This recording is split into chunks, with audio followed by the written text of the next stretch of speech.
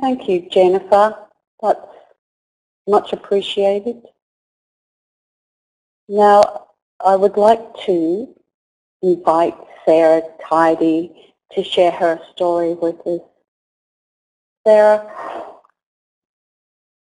Hello, everyone. Thank you for having me here today to share my experiences. I found it very useful to hear about the carer's perspective from Jennifer. In terms of my own story, it all started back in September 2015 when I was diagnosed. Prior to my diagnosis, I'd been really well. So it all came as a bit of a bolt out of the blue. I had been going to see my GP about what I thought was something minor, and all of a sudden things escalated, and I found myself a week later going in for a complete hysterectomy and some debulking surgery. And when I emerged from surgery, I was told that I had stage 3 ovarian cancer, so it was a big shock. I then went on to have the standard first-line treatment and 6 sessions of chemotherapy, and I had a period without cancer, which was a fantastic period. We went on a holiday and celebrated and enjoyed life, and then I was disappointed to find that the cancer had returned last November. I'm actually not currently in treatment. I'm feeling really well. So my priority at the moment is to look after myself and exercise and stay well as long as I can. And at some stage I'll be needing some more chemo, but hopefully that's not for a while yet. But in terms of my response to my diagnosis, I was obviously devastated. I had a fairly healthy body image. I was reasonably fit. I had a very busy life, like so many of us do. I've got 3 young kids who are all young teenagers. My husband and I were very social. I worked part-time as well and volunteered at a couple of organisations. So it was a real shock, and I actually for a long time couldn't believe that I had ovarian cancer, and there are days when I still can't. There are times that I still feel like that, but I've realised that maybe that's not a bad thing, that it's not something that's always defining me, even though it's a serious disease, and it's something that I'm learning to live with. In terms of support, we've been incredibly lucky. We've had a lot of support, both from our immediate family, my mum and dad, who I'm very lucky to have be fit and well, to be involved in my care, my husband and kids, and then my old friends and friends within the community that we've met through the kids' school. It's been challenging to know how to engage that support at some times, and you know, with my mum and dad, I've felt very sad at times that they're not getting to enjoy their retirement, and instead they're having to look after me and care for me, and I've really struggled with that. But I think really the upside of that is that I have got to spend a lot more time with them in the last 18 months than I had before that, when we were all busy and leading these crazy lives. So that was good. When I was after I first had my surgery and I returned home, I found that I was feeling pretty terrible and knocked around by the surgery, and this was prior to starting chemo. And as everybody was informed about my diagnosis, people in our community started getting in touch and dropping around and calling and sending flowers and food, and I found all of that quite overwhelming, and I found it difficult to navigate. You know, some people were really affected by my diagnosis and were very emotional with me, and I found that difficult to deal with other people's emotions. Other people wanted to help and wanted me to suggest ways in which I could help, and my head was in a spin, and I was feeling pretty terrible. And if I think back to that time, I think really it would have been great to say to one of my friends, could you just take this and run with it, talk to people and coordinate people who want to help, inform people about my diagnosis, rather than me telling people over and over and over again, which I found very hard, because it just was revisiting all the emotion time and time again. The other thing I would say is that I was very reluctant to accept help initially, and I would urge people not to be afraid to accept help. I saw myself as a very competent, confident human being, and so this diagnosis really challenged that perception of myself, and for a long time I was reluctant to accept help, and I sort of battled on with various things, particularly during chemo. I was still doing a lot of running around with my kids and trying to do stuff around the house because I thought, well, I've always been able to do everything. And as time has gone on, I've got much better at coming to terms with that and realising I just can't do everything. And I think really one of the wonderful things to come out of this diagnosis is that it's made me reflect on what is important and what's not. And so a big lesson I've learned is to let some stuff go. So what is important to me now, going for a walk with my friend and having a chat will always win out over cleaning the bathroom or tidying the house.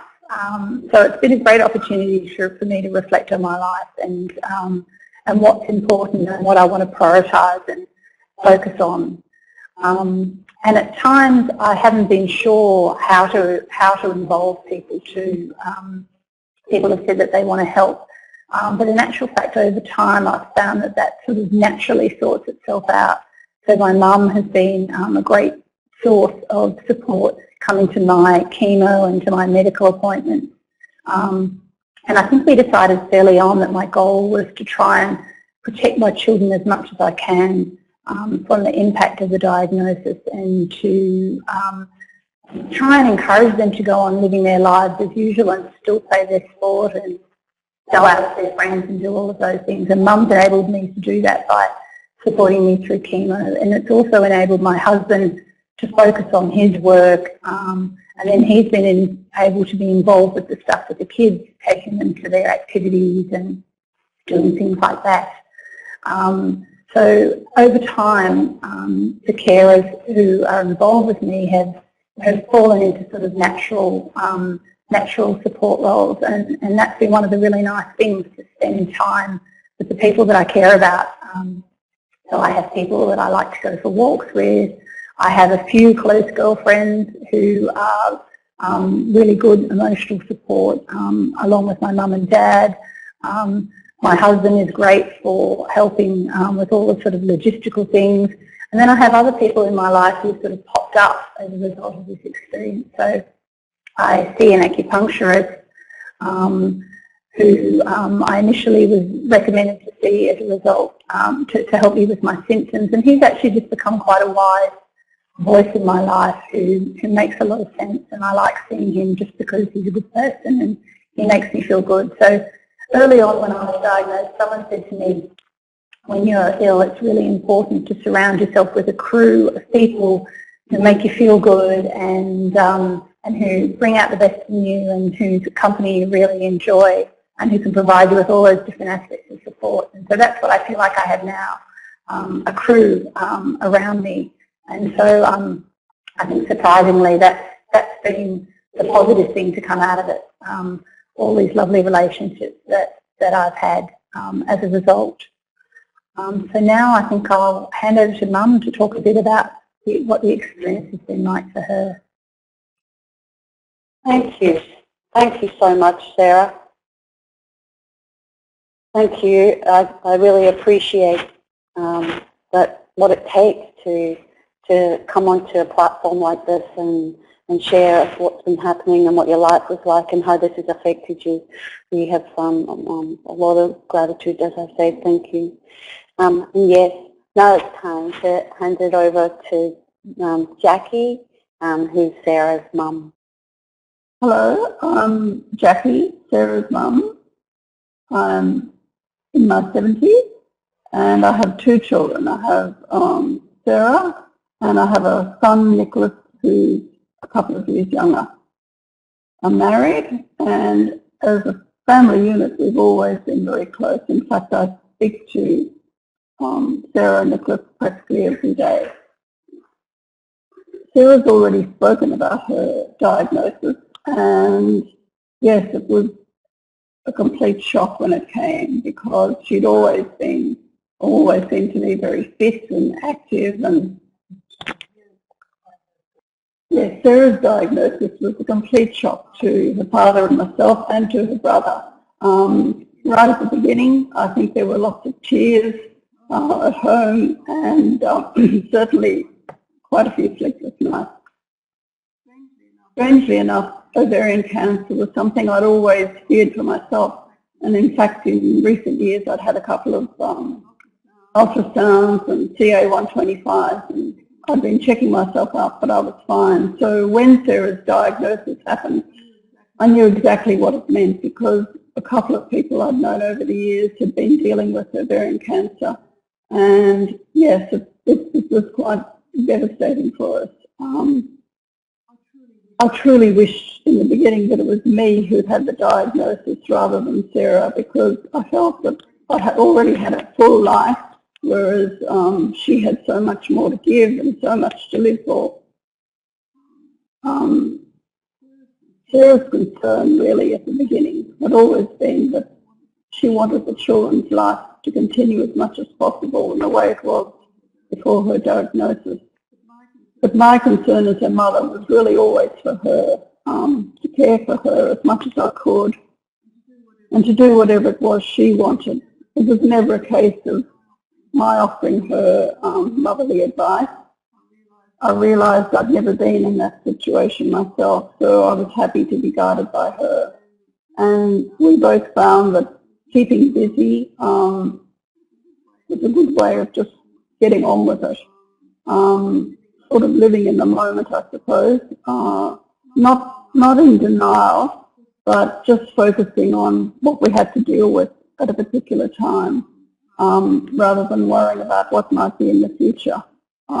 Sarah went very soon after the diagnosis to have major surgery, and she came home after about 5 or 6 days, and really she needed to spend a lot of time in bed. She was hobbling around the house, and it was quite a bit for us to cope with, really, because she'd always been this incredibly fit, dynamic woman, and suddenly she was, a different person, I suppose, a very sick person, and it did take a while to come to terms with it. From my own side, I felt that I was really fortunate in that I'm at an age where I didn't have to work every day. I work from home, but I just stopped, taking on any work, and I was able to spend as much time as I could with her, and certainly those times were really valuable. One of the things I'd also like to point out was that I haven't been Sarah's only carer. I was one of many, because her friends were absolutely, amazing. Very emotionally supportive, very physically supportive. They did a lot of driving around with the children after school. The primary school the children had attended cooked a meal every day for Sarah for a month. That was the month after she came home from having the surgery. I'd be there most evenings, and I'd open the door and there'd be someone standing outside with a fully cooked meal for 5 people. It was a really humbling experience, really, and something we'd always be incredibly grateful for. Sarah's house in those days looked like a flower shop, and really sometimes we also thought it was like a telephone call centre. So it was really very busy. But all the help she had, really, I suppose it buoyed her up with just so much love being poured out for her, but also it enabled her to just stay in bed or just lie around, and she didn't really, in that first month, really have to do much at all. In the back of our minds was always that, what lay ahead was the chemo, and as soon as she was going to be well enough, probably before she'd recovered from the surgery, chemo would start. And that's in fact what happened. I went along with her to the first chemo, and, well, I managed to encourage her to keep the ice cap on that was going to save her hair. It was a great challenge that day because when they put the ice cap on you, it's very tight and uncomfortable. And for the first 10 minutes, it's almost, well, unbearable. But the nurses, who were marvellous, kept saying, look, persevere with it, you'll get used to it. And in fact, that's what did happen. And Sarah was really pleased that she had persevered with it. I can't praise enough the help she got there that day. It certainly made being in that chemo chair bearable, really, because we were there for hours. And at the end of the time, we drove home quite elated and relieved that, you know, 1 down, 5 to go. And, well, from my point of view, it hadn't been as bad as I imagined. And I went to subsequent chemo sessions, and Sarah's friends went to some of them. And the months rolled on. In between chemos, after a couple of days of feeling pretty dreadful, Sarah began to feel more her old self. And a few months down the track, she'd healed from the surgery. And her hair had thinned in places, but she'd retained most of it, which really buoyed her up considerably. As the good weather started, and summer was coming, she began to wear a sort of jaunty hat. And eventually the children broke up from school for the summer holidays. And because she was home every day, they absolutely loved it, and so did she. And I think we all realised that, you know, there was a good life to be lived, and she was certainly determined to live it. Sarah has always been a bit of a superwoman. She does challenging work, she volunteers, she's involved in myriad ways in her local community. She's just reworked a novel she had written a couple of years back, and she's always really trying to help others. And her husband and the children are her reason to be. So the whole experience was hard in the beginning for her and for her father and myself, to see her after surgery, hunched over and very tired. And it did take a while to come to terms with it. But the situation absolutely stopped us in our tracks, and it gave us time to talk about, you know, how she wanted to go ahead with this. And really what she always wanted was for the house to just sort of, you know, keep running as it always had, and the children to be as unaffected as possible. And really that's been the pattern of Sarah's experience with this cancer. It has changed her life, and it's changed all our lives in a way, not for the better, but it hasn't been all that bad. It's made her, I'd say, more reflective. It's sorted out who matters to her and what matters at all in all the hundreds of experiences that happen to her every day. I think she's more decisive now. She's probably a bit tougher. And she's honed her wicked sense of humour about the less attractive aspects of her situation. She does a good line in black humour. She's doing everything she can to be healthy and positive. She does exercises, she goes to physios, she goes to acupuncturists, she's stopped drinking alcohol, she's changed her diet, she's doing, you know, she's surrounding herself with positive people and positive experiences. She's grabbing life by the throat and living it as well as she can. And she's been incredibly strong, and psychologically and physically. And I guess in a way she's made it easy for people to be involved in her life. while she's been ill, and while this is happening to her, because she's been very open and welcoming, but at the same time not too revealing and not burdening people with it. And all her friends have been amazing and have stuck by her. So it's 18 months now since the first diagnosis, and the children are teenagers, and slowly they've become more aware of their mother's help and are being considerate and helpful. And I think the fact that they were protected in the beginning has been quite good in a way, because it's something that slowly dawned on them, rather than sort of being hit with the situation right in the beginning. And when Sarah needs more treatment again, I think they'll be able to cook a meal and keep things ticking over at home. And they realise that even though she's a bit tired and not feeling 100%, that she doesn't want what's happening to her to dominate their lives. They always have her encouragement to get out there and enjoy their young lives. Sarah has tried hard not to allow her illness to define who she is, and also to protect her family as much as possible from suffering because she is ill. And as a mother, I'll be there to listen and to help her as long as I'm able, and I'm hoping that's for a long, long time.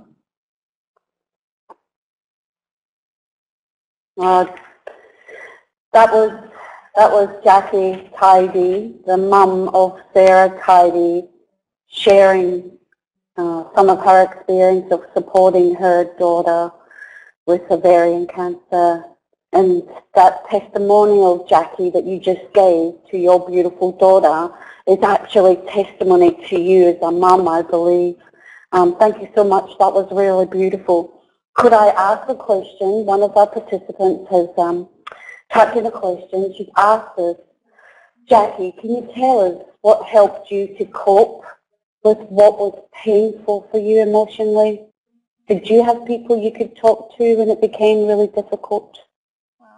Well, I always had my husband, but my friends too were very solicitous of me. And in fact, people were cooking for me as well, and dropping off, things they'd made. Somebody actually made me a Christmas cake at Christmas time because they knew I wouldn't have time. I go to meditation, I go to yoga, and those two things helped also. And also the fact that Sarah's friends, Sarah's mother-in-law, there were lots of people helping Sarah, so it wasn't only me. Obviously I was deeply emotionally involved with her, but she did have lots of help, and that's what helped me too. I didn't do it 24/7, I obviously couldn't at my age, but there were a number of factors, I suppose, but I tried to pace myself because I knew that, well, we could be in for the long haul. That's fantastic. And we do have another question. Jackie, what top 2 tips would you give to others in your situation, carers, official or unofficial? I think really ask the person what they want, what kind of, for them to lead you rather than you just stepping in and doing what you think needs to be done. Quite often you haven't been in that situation yourself. And I think when the second thing would be, when the person does feel better, to step back and let them live their lives again. Don't be too solicitous and all over them. I think, respect comes into it really. Help when you're asked to help, but then step back when you're not needed. That was, I feel like this has been a really very special webinar. I'm I feel quite privileged to be part of this afternoon. I wonder if either Jackie or Sarah has a question maybe for Jennifer. If not, that's absolutely okay, but if you did, I'm sure Jennifer would jump to it to come up with a helpful or useful response. Is there anything that comes to mind for you, Jackie or Sarah? So I was really interested in the two case studies, and I wondered, yes, how they were able to resolve the problems they found themselves in, because, yeah, that was something that I hadn't really, thought about before, and I could see just how you get into both those situations and just how can it be resolved without bringing more people in, I suppose. And we're just pulling Jennifer Daddow back up on the screen, I hope, to give us a bit of a response to that. So the question, was it exactly about the two particular case studies that I mentioned? And yes, I was wondering how those problems could be resolved. They were similar problems, really, people who were overwhelmed by the amount of care they'd been more than willing to give, and then suddenly finding themselves, you know, in a situation where they almost couldn't keep going. I think.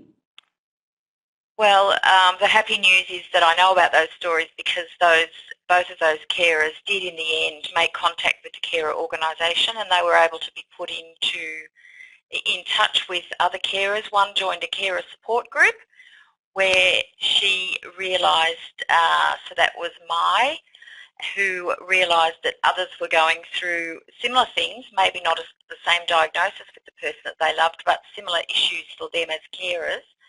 And to be able to talk that over was very helpful. And in the case of Jan and Robert did in fact get in touch with the 1-800 number as well, and was able to go through some counselling and work out his priorities, what he needed, what his own family needed, and what help he could offer Jan. So I think it's a learning experience for everybody. One thing I wanted to say, and I hope it's okay to say this here, Anne-Marie, it was so touching to hear the story, the warm family story that we've heard. It's very encouraging to hear that, and of the love that was expressed. I want to say for those who may hear this webinar on another occasion that not every family is like that. And you mustn't feel bad if you think your family doesn't operate like that. Families work out their own way of operating, and the main thing is that you get the support wherever you can. And if for a carer, if it's not within your own family circle, then you go further afield. Don't feel ashamed or embarrassed about that. Anyone who works in carer services knows that some carers take on the role out of duty because there's no one else to do it. There's not always that amount of love. So whatever it is, that's your story is of no less value, and get the support that you need to negotiate your particular circumstances. Yes, no, thanks, Jennifer. I think that's perfectly acceptable. I think it's, without a doubt, I've had both Sarah and Jackie say how fortunate they feel, and there's an understanding that in actual fact there are others out there who may not have that same level of support. So yeah, we want carers to be inclusive of everyone who's having tough experiences, and their support, having support. Thank you. Thank you very much. Jackie, I've just got a little message from a participant just to say thank you very much for your great wise tips. And if we don't have any more questions, then I guess I would like to bring the webinar to a close. A heartfelt thank you, Sarah, Jackie Tidey. Thank you so very much. And Jennifer Daddow, you've been a pleasure. It's been a very great guest presenter. Thank you. We appreciate the information and the time that you've given us today. And for those who are participants of this webinar, there will be a recording that will be available next week on the Ovarian Cancer Australia website. This will be available to view on demand. So thank you to everyone for attending today's webinar. Feedback on your experience with this webinar is really important to us here at Ovarian Cancer Australia. We use your feedback to improve our programs and services. If you could please stay logged in to take a very short online survey that you will be redirected to now. Thank you everybody, and we'll see you at the next webinar.